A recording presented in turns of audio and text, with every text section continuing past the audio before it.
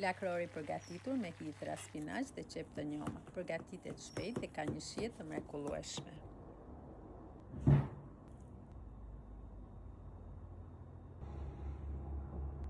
Filloj me përgatitjen. Në tepsi hedhim vaj ulliri, miell misri, biber, ola, koz dhe krip. Formojmë një brumë dhe hapim në tepsi.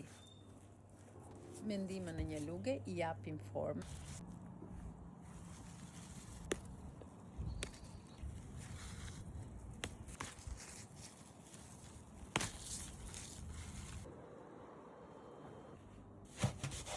Përgatisim harxhin me qep të njoma, hithra, spinaq, krip, djath, 2 vezë dhe 2 lugë me kos.